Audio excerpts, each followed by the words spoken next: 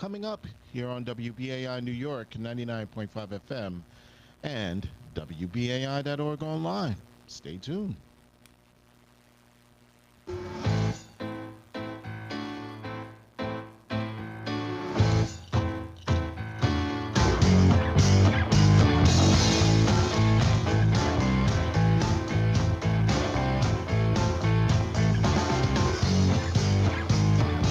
Don't give up, don't give in.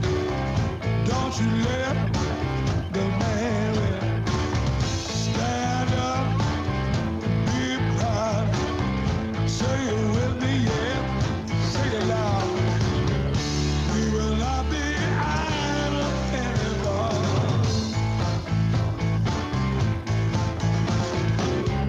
We will not be idle anymore. So there you go. I'm John Kane, and this is Resistance Radio. I want to thank you for taking the time out to listen to the program. Again, it is a pleasure to serve New York City and Washington D.C. with this program on both WBAI and WPFW. I encourage you to support these two radio stations. We are in always in dire need of your support. That's what we depend on. I hear the stories about Trump cutting funding to the Corporation for Public Broadcast. Well, we don't get those dollars anyway. But this is it. I mean, you guys have to realize that there's a real effort to stop radio stations like this, and I'm including public radio, even though, frankly, I sometimes differ from some of the things that are put on what I still consider to be mainstream media. But we aren't. We rely totally on your support. We rely totally on your contributions to both WBAI and WPFW. So again, let me start the program, as I do so often, by asking you to donate to PFW and WBAI. If you are listening in New York City on WBAI, I ask that you go to the phone lines and dial 1-833-922-4692. That's 1-833-922-4692, and make a donation by credit card or whatever is the most convenient, debit card, ACH, whatever. If no one answers, please leave your name and your number, and somebody will get back to you right away. Sometimes we get too many callers for our people to handle all at once. So, or you can go online. Then you don't have to worry about an operator at all. You can go online and go to Buddy. That's BUDDY.WBAI.org and follow the prompts. Look, you can become a buddy. You can become a BAI buddy, as we call it, in the name of Resistance Radio, or you can make a one-time donation, a time donation, whatever works for you. We ask that you support this radio station. If you are listening in Washington, D.C. on WPFW, frankly, or if you're listening online or however you're listening, I ask that you support both these stations. But to support WPFW, which is another fine radio station serving the the nation's capital for that matter, so I ask you to go to their dial their number, which is 1-800-222-9739. That's 1-800-222-9739, or go online there as well at www.wpfwfm.org. And again, follow the prompts. You can make a donation of any size. You can make a one-time donation. There, they don't call it the buddy program, but it's called being a sustaining member. Actually, it's a sustaining member for either station. So we ask that you consider that. That way, you can do something as low as $5 or $10 a month. Treat it a little bit maybe like a streaming service kind of thing. Although we're not requiring it, we're just asking. So please do support WPFW and WBAI to the extent that you can. And look, if you can't, here's my always my second ask, and it's as big as the first one. Spread the word. Tell people about these stations. Tell people about this program, because it's really important. We have a real difficult time reaching younger audiences, and I realize that our demographics for these two stations are probably older. But, look, this show goes up as a podcast. It goes up as a Facebook video. It goes up as a YouTube video. So you can catch it any number of ways. But I can't downplay the significance and the importance of being on the radio in the first place. So please do spread the word. Spread the word about what we're doing here. And let's keep the conversation going. Speaking of conversation, I'm going to do primarily a call-in show today. So let me start the program by first giving the studio number, so you have that right off the bat. I got a couple of things I'm going to talk about, but here's the studio number. You can write it down or do whatever you got to do. It's 212-209-2877. That's, again, 212-209-2877. You've heard me for weeks now. I haven't taken calls in a while, so there's probably a lot of content, if you're a regular listener, that you can address with me. Uh, and look, we'll take on any issue. It's funny. Reggie knows this from the very beginning. When I started this show, it was primarily a talkback show. Of course, that got difficult after COVID and everything else. But I was told by management, try to stay on topic. And I said, you know what? I don't need to stay on topic. I think that I can offer a native perspective, an answer from a native person on any issue that anybody wants to call in. And I've had some doozies over the years. So if there's a specific topic you want to address that I haven't addressed, well, I'll give it a shot. I mean, if you're going to go too far off the wall, then we probably won't give it too much attention. But, please do call in and engage in a conversation. A couple of things I want to talk about. First off, I've been talking about this for a while, but I have been involved in producing a documentary, and it's just about done. In fact, the latest revision, or the latest version, is almost the final cut. So my plan is to do some screenings in New York. I'm possibly looking up in Harlem and maybe down in Manhattan and in Brooklyn. I mean, there's a couple of places I'd like to do this thing. Of course, many of you know that I screen films out at the Cinema Arts Center in Huntington, out in Long Island. I will do it there. There's a lot of interesting dates coming up. August 9th is considered World Indigenous Peoples Day. Usually the UN does something, but man, for the life of me, I can't find a whole lot of events being planned around that day. And ironically, the topic or the theme is sovereignty and self-determination, one that my film would have fit in perfectly with. So I don't know if we can get something done as early as August 9th, but I'd like to. I'm working with a few people who do this kind of thing in New York, and we'll see what we can do down in the city. I haven't really reached out to anybody in D.C. yet, but that'll be my next my next effort on trying to get this film seen. We're not pushing for commercial success here. We are a message-driven organization. I am personally a message-driven organization. So it's more that we want to reach people. We want people to understand. We want them to learn some history, and that's what we're going to do. The name of the documentary is called The Long Hope. Some of you might have seen that I put the trailer up. We're going to produce a few more trailers.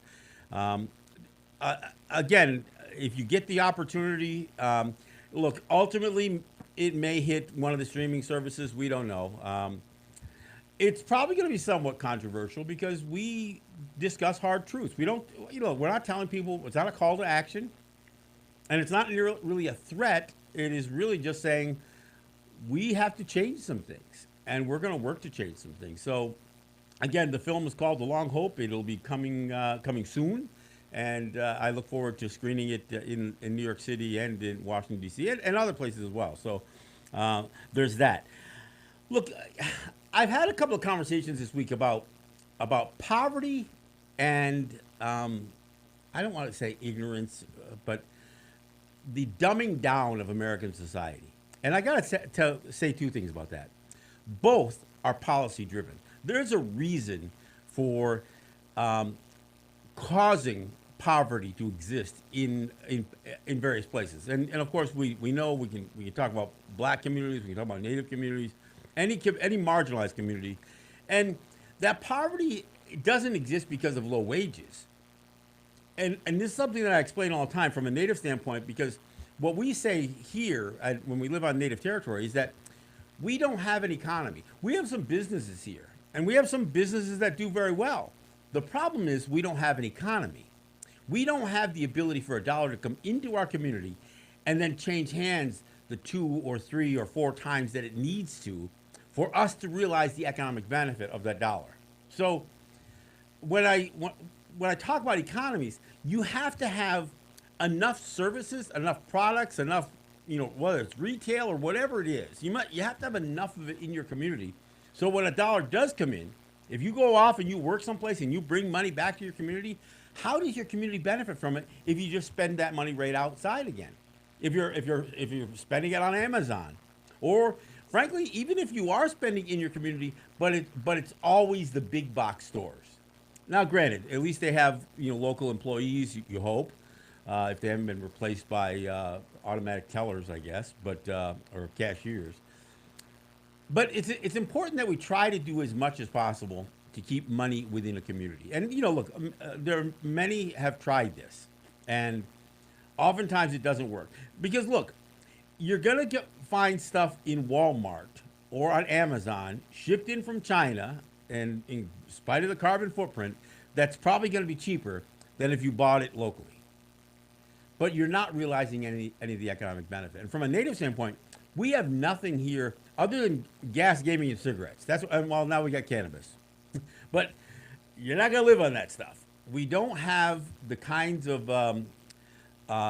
retail establishments, or if you will, or even the service industries. Most of our people work off territory. They don't have their own companies here. And even though there might be some economic incentive to do that, it is just really, really difficult to compete out there. And so, I just wanted to mention that. And the same thing goes with education. There's a reason that the most white and affluent communities always have better results in their in testing and that kind of stuff, scoring, and leads to post secondary education and that kind of stuff. I mean, so the poverty and the lack of education are policy driven, and I think we have to recognize that and do more about that. So I just wanted to throw that out there. It was a conversation that I had this week with a couple of people, and I just wanted to share that. One other thing I got to mention is I don't know how many of the listeners of WBAI or WPFW ever pick up the rag of a newspaper that is the New York Post, but it is a terrible newspaper. And the thing is, it's not just that it's bad writing, it's that it's untruthful. And one of the things that I've been kind of going back and forth with the New York Post over is they're trying to like feed this anger and this conflict over the mascot issue, especially in Long Island. They're reporting on it's been terrible. But what they've tried to do lately is suggest that NYSED, the New York State Education Department, has made a deal with Connecticut to allow them to keep not Thunderbirds as their mascot, but T-Birds in exchange for dropping their lawsuits. And that could not be further from the truth. That is not a deal that was even on the table. There was talk from some of the school board members, I guess, about dropping the lawsuit, but because they've lost. I mean, they basically keep getting their butts kicked in the courts. I mean, so they're just spending money on nothing. I mean, and that goes for any of the schools in New York State that are trying to mount any kind of legal challenge. And I think they're still kind of out there, and of course Massapequa is still out there. But it's really just a waste of money. It's not going to change anything. The ban is here, and it's not going anywhere.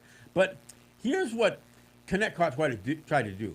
They tried to suggest to NYSED that their use of Thunderbirds never had any native connection. Of course, that's almost an impossible thing to suggest, but that's what they tried to say. And all NYSED said is, well, if you want to make that case, although you've already submitted, some of your documents in court, acknowledging that it was a native reference. But now, if you're going to say that it was, if you want to try to make that case, you want to prove that out, go ahead. We'll reconsider our decision on T-Birds. But the fact of the matter is, there is no reconsideration because they can't make that argument. And when they said they would reconsider, ultimately, and I spoke to Dr. Rosa, the Commissioner of Education, and she flat out said, at the end of the day, we're running it back past you guys. And she means me and others who are on the Indigenous Mascots Advisory Council. And we're not going for it. I mean, look, the idea that these guys are gonna outright lie and say that the use of Thunderbirds is what, about a car? I mean, it doesn't even make sense what they're saying. But see, this is what the New York Post has done. They've mischaracterized the story, and now they're trying to feed infighting amongst that pro mascot crowd because they're trying to say, well, now there are people within the school board that are selling out for T-Birds or something like that. And of course, one of the things that the story said was they did surveys and they didn't follow the advice from the surveys. For one thing, a survey isn't a referendum. A survey is a survey. And what they found was that 60% of the people who had participated in the survey wanted to keep Thunderbirds. Well, that's not unusual.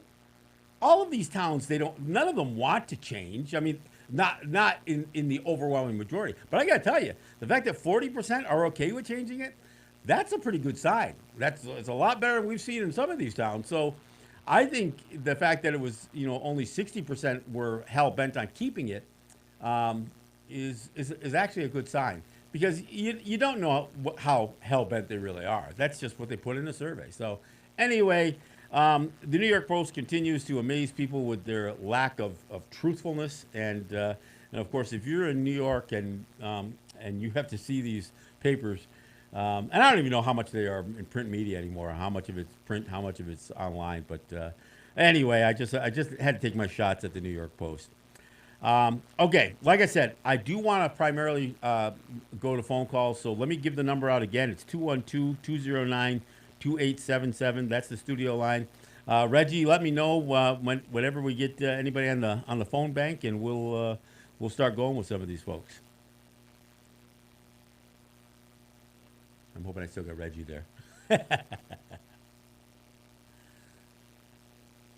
All right. Anyway, we'll keep going here. I'm sorry. I'm sorry. You asked me a question, John? No, I'm just saying. Let me know when anybody calls in and lights up. Yeah. Of course, no doubt. All right. Hey, Reggie, give me your thoughts. I mean, how popular is the New York Post in New York City? The New York Post, the New York Post is a well-known sensationalist newspaper that is known for its headlines and maybe its sports section. And it was the meme machine before memes were even created. Okay, and they are purposely created to create sensationalist headlines. Yeah. Well, and I got to give them credit. They've had some of the best headlines. I mean, they may not be true. Oh, they had. They have. Do you remember when Eric Weiner ran for office and it's something, they had a headline like something like Eric Weiner goes limp or something like that? I don't know. Yeah, as a headline, Limp Bizkit. I think it was Limp Bizkit or something like that. Yeah, something like that. It's like, I don't know. Most newspapers wouldn't even go there, but the New York Post has no bounds, I guess. No, they don't. But anyway, so they've been just printing what are essentially lies. There's nothing that NYSET has done to commit to a deal made with allowing Connecticut to keep T-Birds. So I just hope the people who are listening, who may have caught that headline, may have seen it in some sort of online thread or something like that, know that it's simply not true. And I know because I can talk. I can call Dr. Rosa. I can call David. I can call the folks from NYSET and get a direct response almost immediately. I mean, and I did when the story first broke. I wanted to find out, is this even true? And they said, no, it's not true. And they framed it in the way that I just explained it. So all I did was just relate what the folks at NYSET had told me. So there is no deal to be made, and ultimately, even if Connecticut can try to make their case for Thunderbirds having no native connection, which is impossible, they got to get through not just NYSET, they got to get through the native people who are on that advisory council, and we're not having it. All right, so again, the number is 212-209-2877. We can talk about just about anything that is arable within the FCC. So I am... I've addressed a lot of issues with not only with my documentary coming out, but with some of what's happening with mascot issues. We talked about Ann Coulter last week, and one of the things that and I had to bring it up about Ann Coulter and even some of this Epstein stuff with Donald Trump. Anybody who thinks that this is like, uncharacteristic of the United States. Come on, they've been calling to kill Native people since. L. Frank Baum, the author of The Wizard of Oz, did this stuff. Thomas Jefferson, who hits both of these stories, called us merciless Indian savages, and basically, almost put crosshairs on us. Of course, they didn't have crosshairs back then, but yeah, I mean, this is what they do. And when you talk about pedophilia, and and Donald Trump and the whole Epstein stuff, and the cover up, and the fact that so many people are okay with it. Thomas Jefferson was having sex with his wife's half sister, who he held as a slave because she was born of his father-in-law and a woman that he had enslaved. This is like sex slave stuff that was going on over 200 years ago, and everybody seems okay with it. Nobody's ever thrown Thomas Jefferson really under a bus. I mean, Sally Hemings was 30 to 40 years younger than Thomas Jefferson, and was literally the half sister because his father was messing around with with women that he held as slaves, and of course Thomas Jefferson did, and had children with Sally Hemings. So when I hear people say, this is what do they say? They call it unprecedented. There's nothing unprecedented about anybody's behavior in the United States. This stuff has been going on since day freaking one. True that. I mean, I don't know. Facts. I didn't even know until I think about a year ago that Sally Hemings was actually Thomas Jefferson's sister-in-law for all intents and purposes. I didn't realize that news. Maybe that news was out there, but I didn't realize it until somebody pointed it out to me, and then I couldn't wait to talk about it.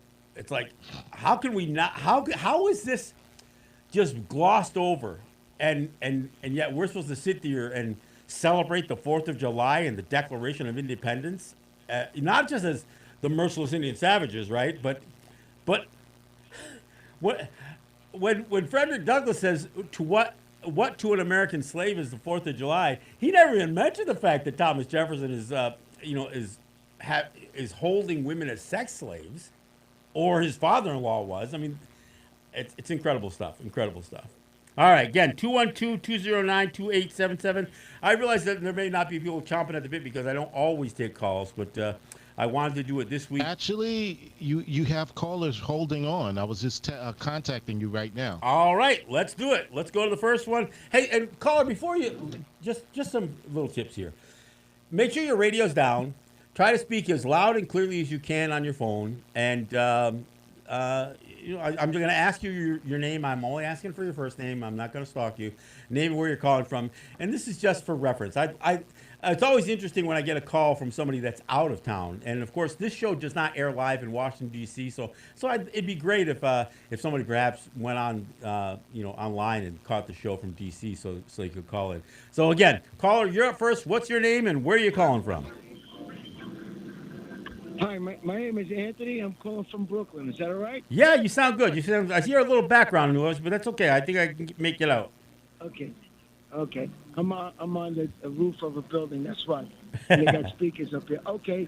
So, I'm 71 years old, and the word now, the key 4-letter word that is working America today, was different than the 4-letter word that I heard as a kid. And that was LOVE when the Beatles came out. Today, the word is HATE. That's the feeding fuel. That's the thing that gets everybody going. And that's what somebody picked up on some years ago and went in that direction. He looked at the past and he says, how do I make this work? And there's always anger in people, and he fueled the fire with it. Thomas Jefferson, you picked up on that. I wasn't even taught so much of that in school. As much as I learned on my own, we weren't given that info. And It's sad to say, but he didn't invent that system either. He inherited it from somebody else watching it. But it makes us today the people now who know yesterday, they know today, and we know tomorrow, especially because when you forget your yesterdays, it repeats tomorrow. And what's happening in this country now, it's easy to hate. It's easy to hate. If you can't see that, the New York Post, when I worked in construction, I take the train in the morning, I read the Daily News from back to front. I come home, I'd read the Post from back to front. It was a different newspaper back then. Yeah. Larry Merchant, Milton Gross, good news, mostly sports. But it was a paper that I read for my enjoyment for sports. But today, it went in the direction they knew where it can make money. It changed. It became the National Enquirer without being called the National Enquirer. And people buy into that. People want a small window of life. Because when you see yourself with possibilities, then any mistake you make, you blame others. Some people don't. I know my life, I could have done more, but I don't blame anything but the man in the mirror, myself. And I think our country is being survived by people like you and everybody on this radio station. But we have to remember what's going on in this country now with the hate. I said it to other radio hosts during and before the election. No one can. How can they say they're shocked of what this man is doing when he's been doing it his whole life? I don't understand. That's being naive. Well, I want to thank you for this. I appreciate everything you said, especially the National Enquirer reference. And look, and there's no question that hate is it's more sensational. Talking about getting along and working together, that people think that puts them to sleep, right? So they want to talk about hate. What's the head? What do they say on television? If it bleeds, it leads. Because that's it. They want to talk about violence. They want to talk about destruction, because those are the headlines that grab people's attention. And they'll color it a little bit with a little bit human interest story here and there. But at the end of the day, I agree with you 100%, Anthony. That the problem is we are so obsessed with trying to fight each other that we just don't want to work together. So, Anthony, I appreciate the call. I really do. I appreciate the call. And thanks for listening. I really do appreciate it. All right, let's go to the next caller. Caller, you're up next. What's your name? Where are you calling from? Nick. Hey, Nick, how you doing? Parsippany, New Jersey. All right. Yeah, I called you before, John. I liked your show, but I would love for you to do your show at least one half an hour and give us the whole history of the Kinsua Dam, the Kendua, the longest lasting treaty with the native people, John F. Kennedy, the politics. I want just not a brief. I want you to do a half an hour show devoted to that episode in your people's life. And the last caller, I'll say one thing. There's two things that can happen in humanity. We could either evolve or we could degenerate. And guess what? We're degenerating. We're degenerating. And your people were the most advanced people, native people, period, everywhere, our ancestors, all over the world, when the covenant with nature, once they broke the covenant with nature. But think about doing a show on the breaking of the longest lasting treaty between the shysters in Washington and the Native Americans. And since you brought it up, let me at least explain to the people who are listening what Kinsua is all about. What the Kinsua Dam was it was a project that was built in the 60s, actually right around 1960. Actually started at the tail end of the 50s. But this idea was to supposedly help the flooding problems at Pittsburgh. In somebody's infinite wisdom, they decided to build a city where three rivers come together. In fact, that's why they called their football stadium for many years Three Rivers Stadium. Pittsburgh had a notorious flooding problem. So one of the solutions that the Army Corps of Engineers came up with, and it wasn't even their best solution, was to dam the Allegheny River, which runs right through the Allegheny territory of the Seneca Nation. And so by flooding it, they were going to condemn 10,000 acres of Seneca land that they had no right to claim. They didn't even have a right through eminent domain or anything else, which is so that's the law they broke. Beyond the treaties, they broke their own law. John F. Kennedy was petitioned on this because it still wasn't finalized, still wasn't completed, and we had in the Canandaigua Treaty, I think it's Article 3 of the Canandaigua Treaty. There's a passage in there that talks about how we settle disputes, and it's about petitioning the president for redress. And So that's exactly what the Seneca Nation did. They petitioned John Kennedy, and Kennedy gave him nothing. In fact, he actually sent them a letter, almost apologizing. But to put things in perspective, Kennedy barely beat Nixon, and if he hadn't won Pennsylvania, he wouldn't have. Sound familiar? Yeah. So that's where we're at with how politics compromises the standards of anybody. Kennedy claims he didn't want to do the Kinzua Dam, but he didn't stop it. So they built this dam. Not only did they condemn 10,000 acres of prime farmland of the Seneca people, who were primarily living off the land, primarily farming, not just commercially, but even for internally, for food sovereignty, so to speak. And the reservoir that they built, the Kinzua Reservoir, the Senecas had no control over it. So they actually turned it into a hydro dam to produce power. Senecas didn't get any of that power.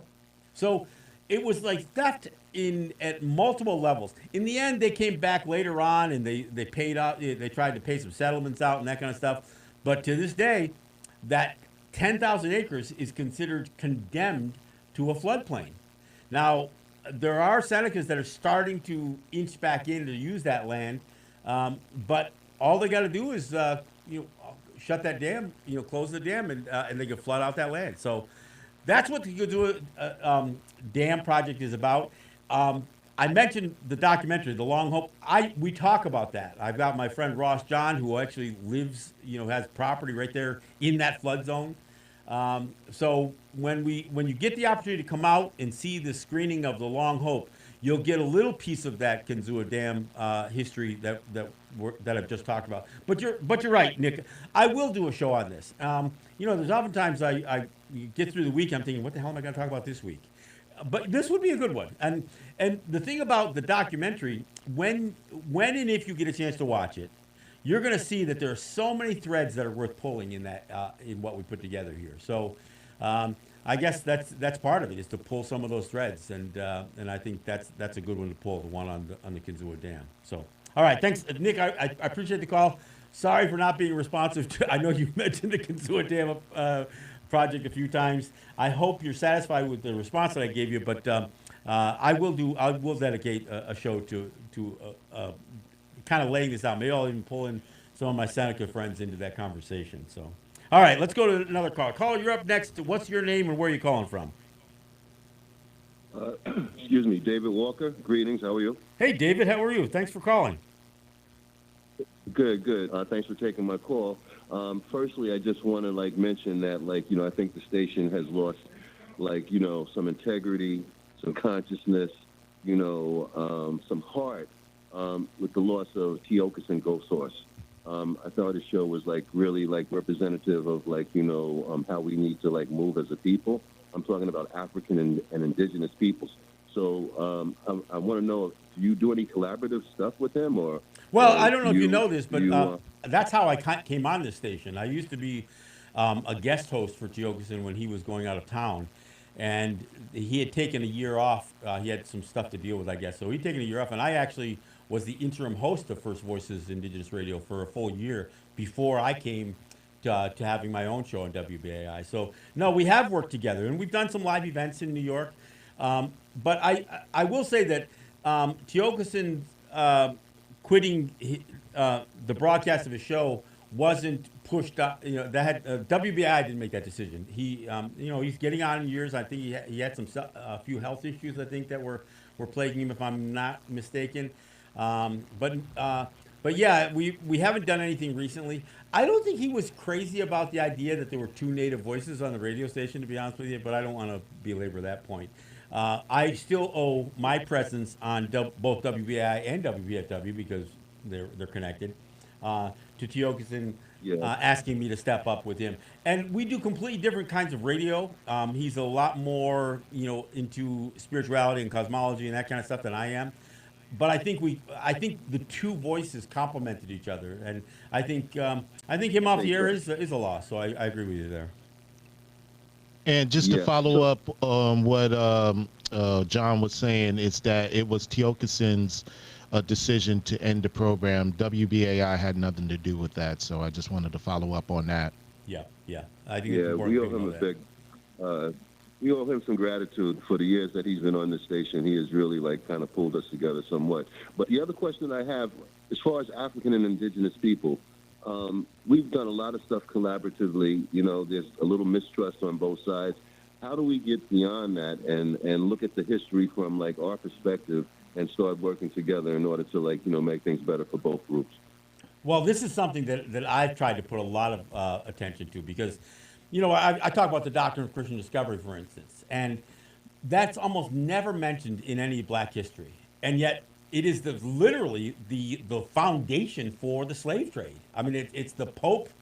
I think Alexander. I think that was basically authorizing the idea of going into these pagan lands and pagan Saracens and other enemies of Christ and basically enslaving people, taking lands. I mean, and that starts in Africa before Columbus's voyage. And then, of course, it always gets associated more so with this hemisphere, but the African continent was more plagued by the doctrine of Christian discovery because it wasn't really about discovery. It was about Christian eyes being laid upon non-Christian peoples and lands. And so that's something that I try to press.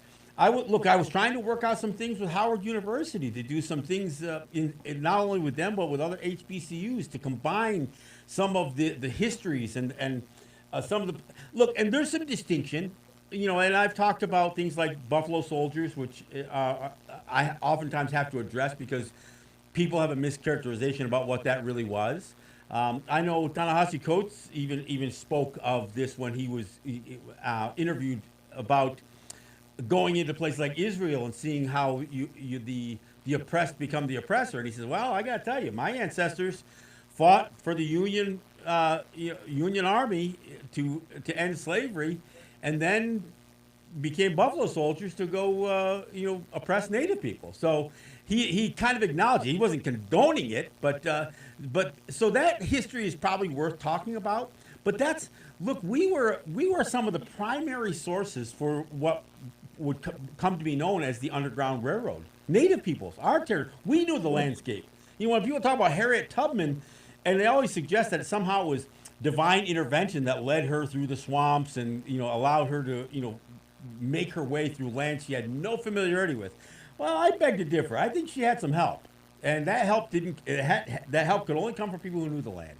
And we know some of that stuff is documented. So I think there's a lot of collaborative history. There's a lot of places where our history is more aligned. I think the goals of the civil rights movement had more to do with Black people hoping to get constitutional rights, where Native people, we were pushing more for a sovereignty movement, which was less about constitutional rights, but more about autonomy and distinction and sovereignty. But I don't think those two things are at odds with each other either. Yeah.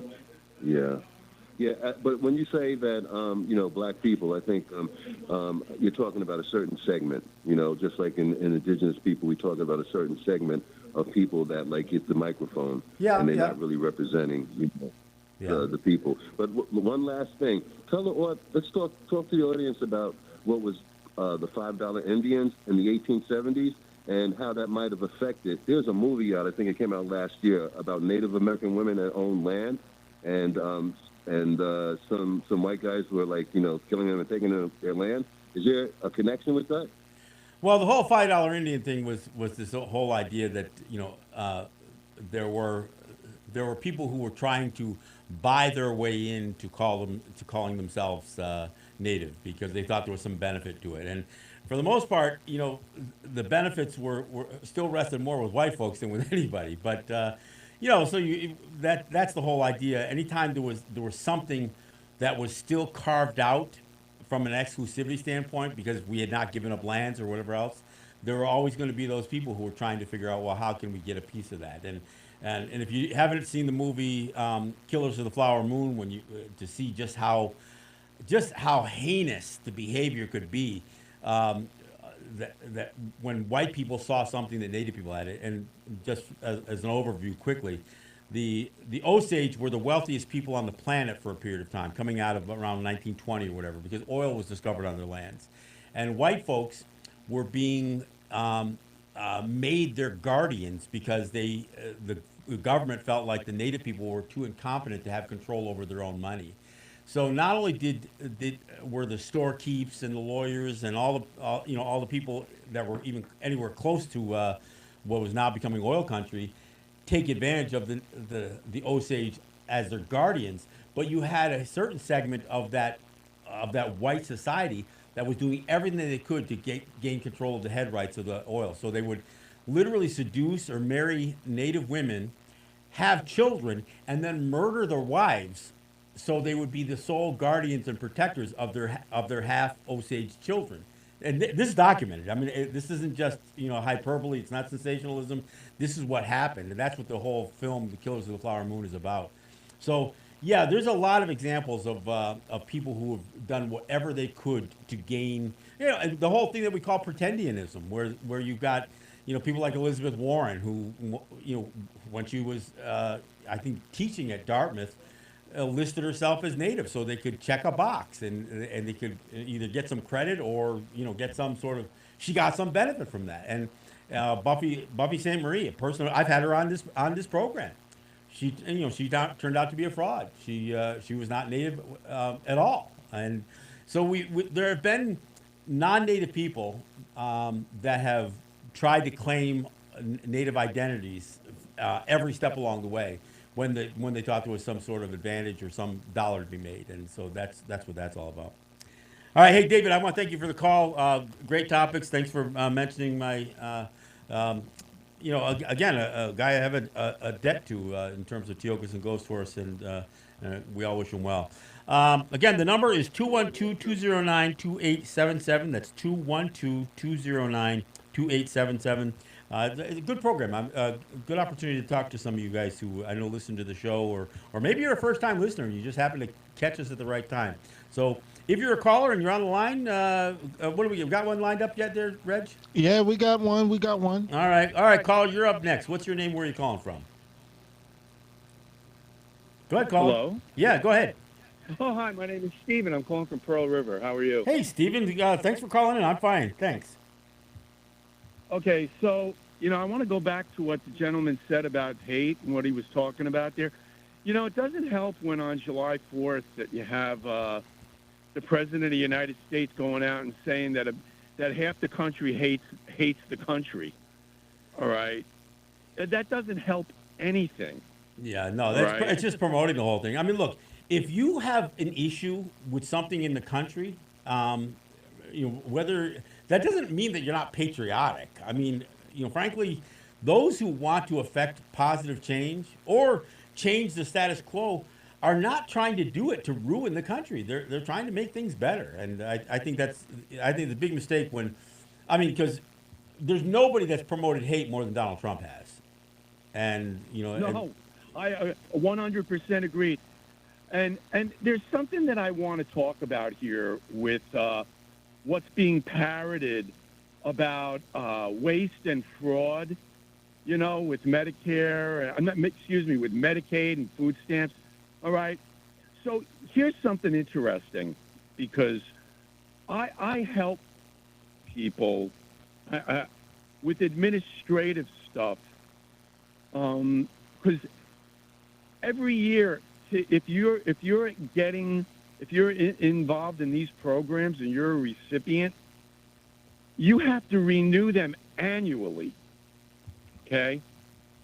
And I help people for absolutely no charge with these forms. Mm-hmm. Okay? Yeah. With their forms. Now, when they're done with them, of course they have to sign and date them. And I'm not doing this for money or anything, but here's what most people don't know. Okay? After you've dotted I's and crossed T's, you have three forms that have to be signed and dated.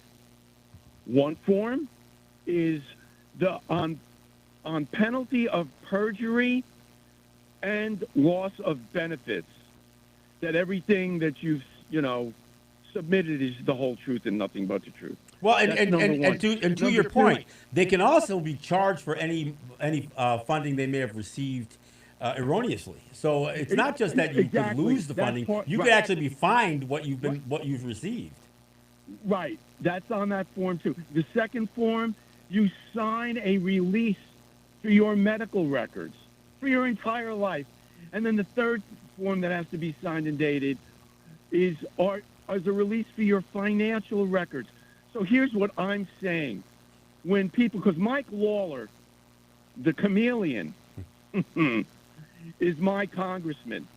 And he loves, this is what he's going around, talking about. Well, maybe he's not familiar with this, but I will tell you, none of the people that I'm assisting with this, that I help with these forms, none of them have offshore accounts. None of them have Swiss bank accounts. And none of them are committing fraud. So at the recipient level, the idea that fraud is being committed, man, you got to be like a master criminal. Yeah. Okay? No, it's. I agree. Releases I agree everything. wholeheartedly. And when people talk about waste and fraud, I'll give you another example. This is one. I'm sorry, it kind of gets back to the mascot issue. Okay. I saw and this has got a bunch of people outraged because apparently Connecticut years ago started putting money aside to change the mascot, and so they claim, and they've said this in filings, that they put $23 million aside to do a mascot conversion. And everybody's saying, $23 million, that's outrageous. No, you know what's outrageous? Is the fact that they've committed so much money to marketing a mascot that if it does cost $23 million, because keep in mind, the Commissioner of Education back in 2001, a guy by the name of Richard Mills, told schools, get rid of these things and do it in a time that's practical. Take your time, phase them out so it doesn't have to cost anything as you replace uniforms, switch them out, as you do signs and murals and do whatever else you got to do in your school. He wasn't trying to make a financial burden, and nor is this current administration of the education department. But after over 20 years, many of these schools, like Connecticut, like Massapequa, they didn't just double down; they tripled down. If you believe it's going to cost you $23 million to convert your mascot, then you spent too much money on your mascot in the first place. That's waste and fraud, and that's where somebody should have, But again, oftentimes we see these numbers and we get mad at the wrong end of it, and so I just want to throw that in there because that was one of the things that caught a bunch of attention in that same ridiculous New York Post article. So, all right, but and there's one other thing. Wait, let me just go ahead. And then there is going to be somebody who voted for Trump, and they're going to be in an examination room or a hospital bed, and the doctor is going to come in and say, "I'm sorry, but it turns out you don't have any health insurance. Here's your big, beautiful bill." Well, unfortunately, there's a level of loyalty that goes with Trump that almost seems to never even flinch with that stuff. I mean, I saw an article the other day that talked about how there's been more farms that have filed for bankruptcy since Trump's been president in this short little stint than through the entire Biden administration.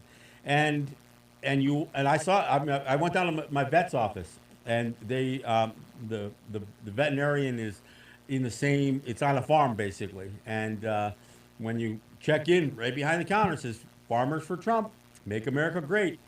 Well, and the number of farms that are bankrupted because of tariffs and the unstable market that he created with all this stuff is again, I hate to overuse a word like unprecedented because most of this stuff isn't unprecedented, but this one is.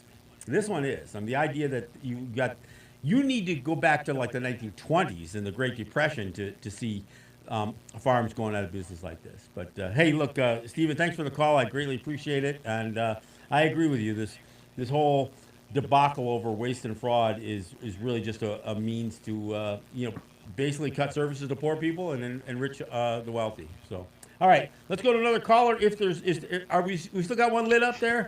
We got two more callers. All right, let's see if we can get both in. Caller, you're up next. What's your name? Where are you calling from?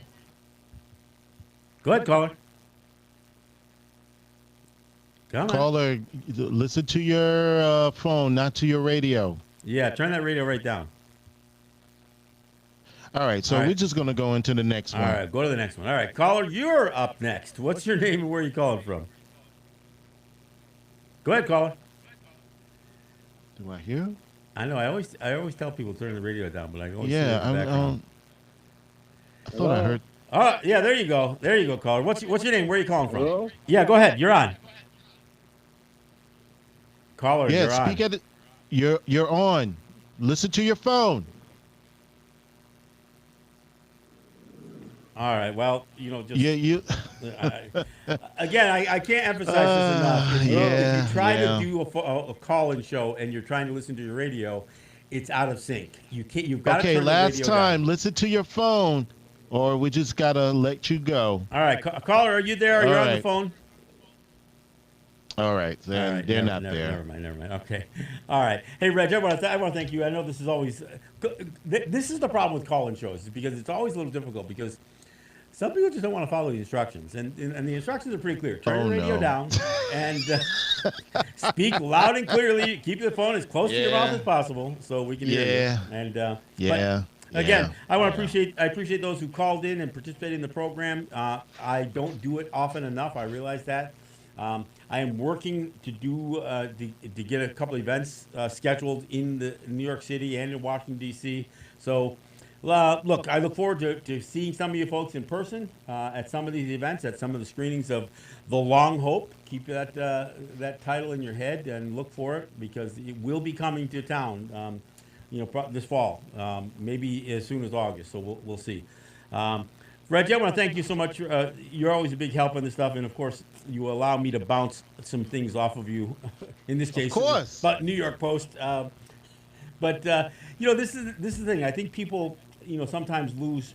They lose their center on some of this stuff. That's why I brought up the poverty thing. I mean, Martin Luther King started the Poor People's Campaign, and he had just begun to really start to address the relationship between the black experience. And I know it's hard to generalize. So going back to David's call, you're right. It's hard to generalize what that black experience was. But he began to bridge that gap and try to talk about the Native experience and the black experience at the same time. He did. It wasn't always the most popular subject. Same with, even as he became more of an anti-war antagonist or protagonist, I think he crossed some lines. And that's just it. Sometimes we get locked into the things that we're talking about so much that it's like me. I'm not centered solely on the mascot issue. It's one that I talk about quite a bit, and I'm pleased to have had some success in that area. But that's not even the primary focus of most of the work that I do. So I mean, I think sometimes we have to remember that there are many fronts that to a battle, and we've got to be cognizant of both health, education, and we've got to be when we say welfare, you cannot have policies that systemically cause poverty.